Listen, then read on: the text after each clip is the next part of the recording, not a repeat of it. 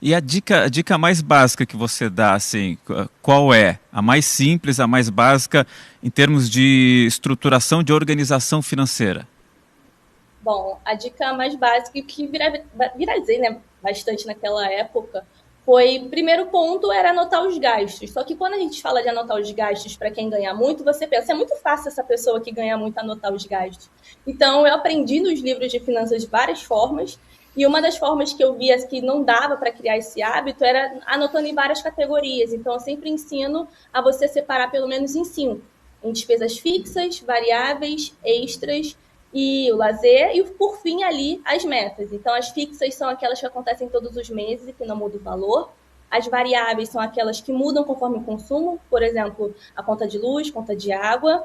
E as extras é isso, né? A nossa vida ela não é linear, ela é uma montanha russa de emoções. Quando você está começando a se organizar financeiramente, o gás acabou, o filho ficou doente, porque uma coisa que o pobre não tem é paz, Léo.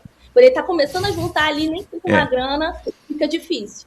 E por fim, é. eu pedi ali, né, nas categorias, coloquei o lazer e as metas, que são metas e objetivos que você quer alcançar, porque para a nossa cabeça, quem nunca teve educação financeira, o costume de pagar boleto é muito mais palpável do que você separar um dinheiro para investir num sonho. Então, essas metas é praticamente um boleto da sua vida, né, do seu dia a dia ali que você quer alcançar.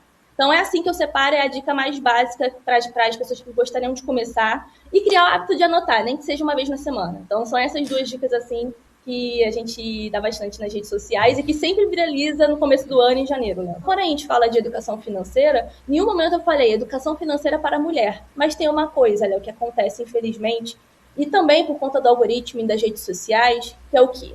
Você está acompanhando o conteúdo, você acompanha o que realmente aparece o algoritmo para você, o que realmente você se familiariza, o que você gosta. Então, quando a gente fala de finanças, grande parte que consegue viralizar um pouco mais nas redes sociais são os homens. Por quê? Porque os homens escutam outros homens quando falam de dinheiro. Então, infelizmente, tá, tem alguns que dão golpes, tipo o faraó do Bitcoin, que teve um jogador de futebol que perdeu tudo, porque acreditou que o Bitcoin, o cara ia oferecer o Bitcoin e você ia conseguir ali ter um rendimento maior. Então, homens escutam homens, mas um homem não escuta uma mulher falando de dinheiro. Infelizmente, é muito difícil. Eu consegui, depois de quase 7 anos aí, 8 anos, para conseguir ter praticamente quase ali 35% de homens me seguindo, mas isso foi muito difícil.